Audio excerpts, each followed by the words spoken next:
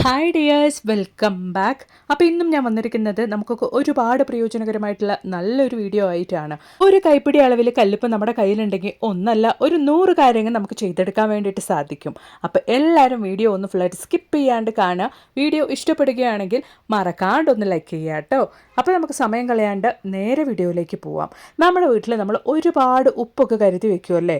അങ്ങനെ നമ്മൾ എടുത്തു വെക്കുന്ന ഉപ്പ് വേഗത്തിൽ തന്നെ ഈറൻ ഉണ്ടാവാനും ആ ഒരു ക്രിസ്പിനെസ് ഒക്കെ പോയി ഉപ്പിൽ വല്ലാത്തൊരു ഈറൻ പോലെ ഉണ്ടാവാനൊക്കെ ചാൻസസ് ഉണ്ട്.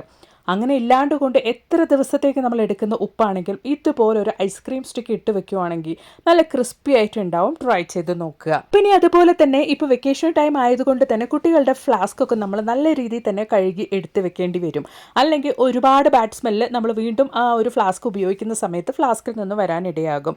അങ്ങനെ ഇല്ലാണ്ടിരിക്കാൻ വേണ്ടിയിട്ട് നമ്മൾ ഇതുപോലെ ചെറിയൊരു കൈപ്പിടി അളവിലേക്ക് കല്ലുപ്പ് നമ്മുടെ ഫ്ലാസ്കിലേക്ക് ഇട്ട് കൊടുത്തതിന് ശേഷം നേരിയ ചൂടോട് കൂടിയുള്ള വെള്ളം നമ്മുടെ ഫ്ലാസ്കിലേക്ക് ഒഴിച്ചു കൊടുക്കാം.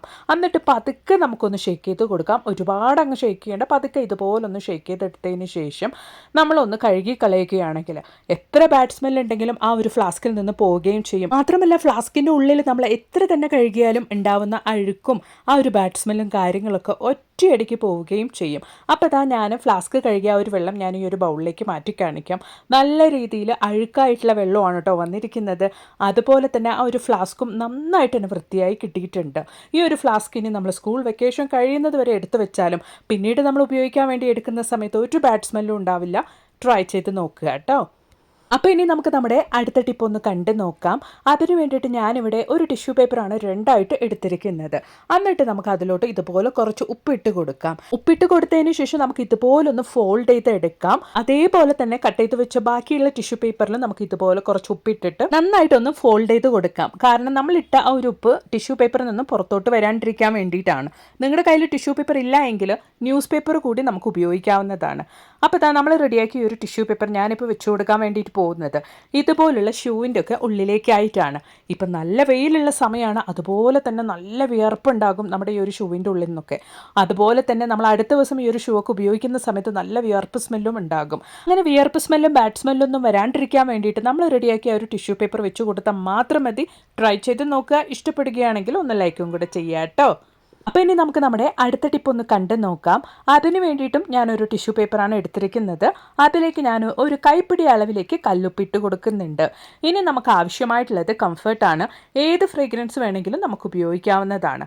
ഇപ്പം നമുക്ക് ആ ഒരു കല്ലുപ്പിൻ്റെ മുകളിലോട്ടായിട്ട് ഇതുപോലെ കുറച്ച് കംഫർട്ട് ഇട്ട് കൊടുക്കാം. എന്നിട്ട് നമുക്ക് ഇതുപോലെ നമ്മുടെ ടിഷ്യൂ പേപ്പർ ഒന്ന് ഫോൾഡ് ചെയ്തെടുക്കാം.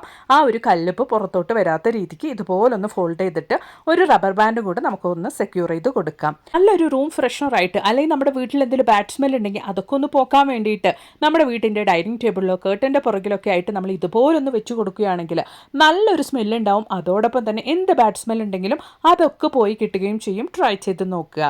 അപ്പോൾ ഇനി നമുക്ക് നമ്മുടെ അടുത്ത ടിപ്പ് ഒന്ന് കണ്ടു നോക്കാം. അതിന് വേണ്ടിയിട്ട് ഞാനിവിടെ ഒരു മാസ്ക് ആണ് എടുത്തിരിക്കുന്നത്.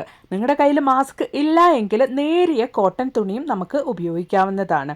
അപ്പോൾ ഇതാ മാസ്ക് ഞാൻ ഇതുപോലൊന്ന് കട്ട് ചെയ്തതിന് ശേഷം ഇതുപോലൊന്ന് ഓപ്പൺ ചെയ്ത് എടുക്കുന്നുണ്ട്. ഇനി നമ്മൾ അതിൻ്റെ ഉള്ളിലേക്കായിട്ട് ചെറിയൊരു കൈപ്പിടി അളവിലേക്ക് കല്ലുപ്പാണ് ഇട്ട് കൊടുക്കുന്നത്. അപ്പോൾ ഇതാ കല്ലുപ്പ് ഞാൻ ഇതുപോലെ ഇട്ട് കൊടുത്തിട്ടുണ്ട് ചെറിയൊരു കൈപ്പിടി അളവിലേക്ക്. ഇനി നമുക്ക് ആവശ്യമായിട്ടുള്ളത് ബേ ലീഫാണ്. നമ്മൾ ബിരിയാണിയൊക്കെ ഉണ്ടാക്കുമ്പോൾ ഉപയോഗിക്കുന്ന ആ ഒരു ഇല ബേ ലീഫാണ് ഇട്ട് കൊടുക്കുന്നത്. ഇനി നമുക്ക് നമ്മുടെ ഈ ഒരു മാസ്ക് നമ്മൾ ഓൾറെഡി കട്ട് ചെയ്ത് വെച്ചിരിക്കുന്ന ആ ഒരു ഭാഗത്തേക്കായിട്ട് താഴെയുള്ള ആ ഒരു നൂലെടുത്ത് ഇതുപോലെ നല്ല ടൈറ്റായിട്ടൊന്ന് കെട്ടിക്കൊടുക്കാം. അപ്പോൾ ആ ഒരു കല്ലുപ്പൊന്നും പുറത്തേക്ക് വരാത്ത രീതിക്കാണ് നമ്മൾ കെട്ടിക്കൊടുക്കേണ്ടത്. ഇപ്പോൾ നമ്മൾ റെഡിയാക്കിയ ഒരു കിഴി നമ്മൾ എങ്ങനെയാണ് ഉപയോഗിക്കുന്നത് എന്നുള്ളതൊന്ന് കണ്ടു നോക്കാം. വാഷിംഗ് മെഷീനിൽ തുണി അലക്കുന്ന എല്ലാവർക്കും അറിയുന്ന ഒരു കാര്യമാണ് 2 ദിവസം കഴിഞ്ഞ് നമ്മൾ ആ ഒരു വാഷിംഗ് മെഷീൻ ഓപ്പൺ ചെയ്ത് നോക്കുമ്പോൾ ഒരു ബാഡ് സ്മെല്ല് വരിക എന്നുള്ളത്. അങ്ങനെയുള്ള ബാഡ് സ്മെല്ല് വന്നു കഴിഞ്ഞാൽ നമ്മൾ ആ ഒരു ബാഡ് സ്മെല്ലോട് കൂടി തുണിയിട്ട് നമ്മൾ അലക്കുന്ന സമയത്ത് നമ്മുടെ തുണികളിലും ആ ഒരു ബാഡ് സ്മെല്ല് വരാനിടയാകും. അതുപോലെ തന്നെ ഒരുപാട് അസുഖങ്ങളും ഉണ്ടാകും. അങ്ങനെ ഇല്ലാണ്ടിരിക്കാൻ വേണ്ടിയിട്ട് ഇതുപോലെ ഒരു കിഴി നമ്മൾ നമ്മുടെ വാഷിംഗ് മെഷീൻ്റെ ഉള്ളിലേക്ക് ഇട്ട് കൊടുക്കുകയാണ്. എത്ര ബാഡ് സ്മെല്ല് ഉണ്ടെങ്കിലും അതൊക്കെ നമ്മുടെ ആ ഒരു കിഴി അബ്സോർബ് ചെയ്ത് എടുക്കുന്നതായിരിക്കും. ട്രൈ ചെയ്ത് നോക്കുക. അപ്പോൾ ഇനി നമുക്ക് നമ്മുടെ അടുത്ത ടിപ്പ് ഒന്ന് കണ്ടു നോക്കിയാലോ. അതിന് വേണ്ടിയിട്ട് ഞാനിവിടെ എടുത്തിരിക്കുന്നത് ചിരാതാണ്. ആ ഒരു ചിരാതിലേക്ക് ഞാൻ ഇതുപോലെ കുറച്ച് കല്ലുപ്പ് ഇട്ട് കൊടുത്തിട്ടുണ്ട്.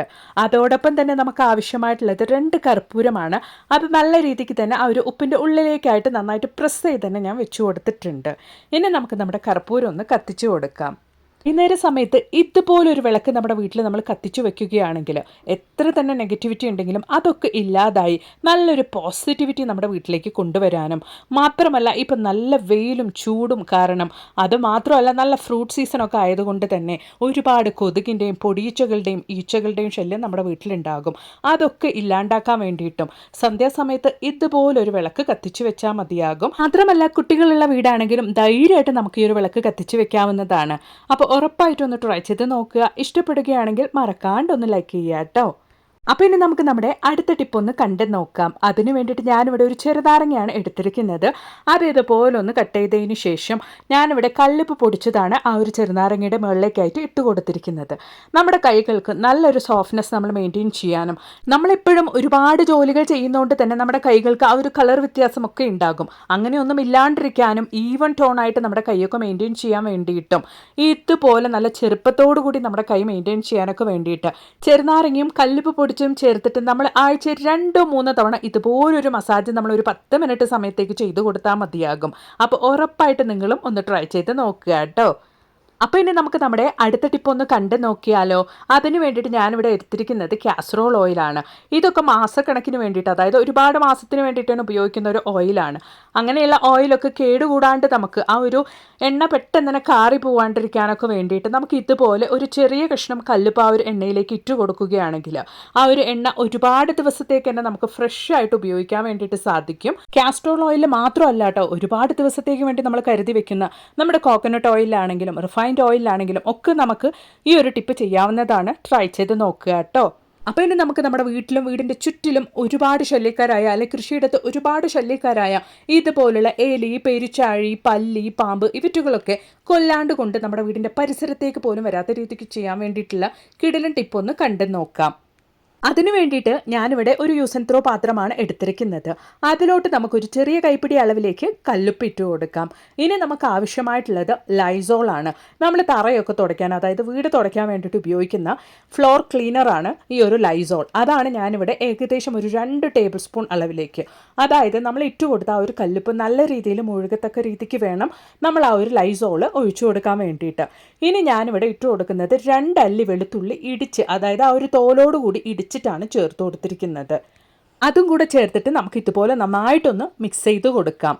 ഇനി നമുക്ക് ഈ ഒരു കൂട്ട് അങ്ങനെ തന്നെ ഏകദേശം 1 മണിക്കൂർ സമയത്തേക്കൊന്ന് റെസ്റ്റ് ചെയ്യാൻ വേണ്ടിയിട്ട് മാറ്റി വെക്കാം. അപ്പോൾ അത് നമുക്ക് ഇതുപോലൊന്ന് ക്ലോസ് ചെയ്തിട്ട് 1 മണിക്കൂർ സമയത്തേക്കൊന്ന് മാറ്റി വെക്കാം. അപ്പോൾ ഇതാ 1 മണിക്കൂർ സമയം കഴിഞ്ഞിട്ടുണ്ട്. നല്ല രീതിയിൽ തന്നെ ആ ഒരു ലൈസോളിൽ നമ്മുടെ വെളുത്തുള്ളിയും കല്ലുപ്പൊക്കെ നന്നായിട്ട് തന്നെ കുതിർന്ന് വന്നിട്ടുണ്ട്. ഈ ഒരു സമയത്ത് നമുക്ക് കുറച്ചും കൂടെ വെള്ളം ഒഴിച്ചു കൊടുത്തിട്ട് ഇതുപോലൊന്ന് മിക്സ് ചെയ്തെടുക്കാം. ഇനി നമ്മൾ ഇതിലേക്ക് ചേർത്ത് കൊടുക്കുന്നത് കർപ്പൂരമാണ്. അതും ഒരു കർപ്പൂരം, ചെറിയൊരു കർപ്പൂരം ഞാൻ പൊടിച്ച് അതിലോട്ട് ചേർക്കുന്നുണ്ട്. ഇപ്പം നമ്മുടെ സൊല്യൂഷൻ്റെ കൺസിസ്റ്റൻസി എന്ന് പറയുന്നത് ചെറിയൊരു പശപ്പശപ്പോട് കൂടിയിട്ടുള്ളതായിരിക്കും. കാരണം നമ്മളിതിൽ അത്യാവശ്യം കല്ലുപ്പും അതുപോലെ തന്നെ വെളുത്തുള്ളിയും ഒക്കെ ലൈസോളിലാണ് കുതിർക്കാൻ വേണ്ടിയിട്ട് വെച്ചിരുന്നത്. അതുകൊണ്ട് തന്നെ ആ ഒരു പശപ്പശപ്പ് നമുക്കുണ്ടാകും. അത് തന്നെയാണ് നമ്മുടെ വീട്ടിലെ ശല്യക്കാരായ എലികളെയും പെരുച്ചാഴികളെയും പല്ലികളെയും പാറ്റകളെയും പാമ്പിനെയൊക്കെ നമ്മുടെ വീടിൻ്റെ പരിസരത്തേക്ക് പോലും വരാത്ത രീതിക്ക് ചെയ്യുന്നത്. അപ്പോൾ ഇതാ നമ്മുടെ സൊല്യൂഷൻ ഞാൻ ഇതുപോലെ ഒന്ന് ഫിൽട്ടർ ചെയ്ത് മാറ്റിയിട്ടുണ്ട്. എന്നിട്ട് നമുക്ക് ഇതുപോലെ ഒരു ബോട്ടിലിനകത്തോട്ടേക്കോ അല്ലെങ്കിൽ ഒരു സ്പ്രേ ബോട്ടിലേക്കോ നമുക്ക് മാറ്റി ഒഴിക്കാവുന്നതാണ്. ഞാനിവിടെ ഉപയോഗം കഴിഞ്ഞ ഒരു ഹാൻഡ് വാഷ് ബോട്ടിലാണ് കേട്ടോ ഈ ഒരു പർപ്പസിന് വേണ്ടിയിട്ട് എടുത്തിരിക്കുന്നത്. ഈ ഒരു സൊല്യൂഷൻ എത്ര ദിവസം നമ്മൾ കരുതി വെച്ചാലും കേടുകൂടാണ്ട് നമുക്ക് ഉപയോഗിക്കാൻ വേണ്ടിയിട്ട് സാധിക്കും.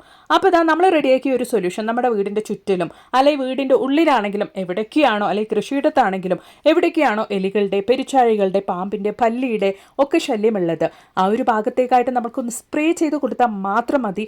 കണ്ടിന്യൂസ് ആയിട്ട് നമ്മളൊരു 4-5 ദിവസം ചെയ്യുകയാണെങ്കിൽ ആ ഒരു മണം അടിച്ചിട്ട് എലികളോ പെരുച്ചാഴികളോ വീടിൻ്റെ പരിസരത്തേക്ക് പോലും വരികയില്ല. അപ്പോൾ ഇന്ന് ഞാൻ എൻ്റെ വീഡിയോയിൽ ഉൾപ്പെടുത്തിയിട്ടുണ്ടായിരുന്ന എല്ലാ ടിപ്സുകളും നിങ്ങൾക്ക് ഒരുപാട് പ്രയോജനകരമായെന്ന് ഞാൻ കരുതുന്നു. വീഡിയോ ഇഷ്ടപ്പെടുകയാണെങ്കിൽ ഒന്ന് ലൈക്ക് ചെയ്യുക.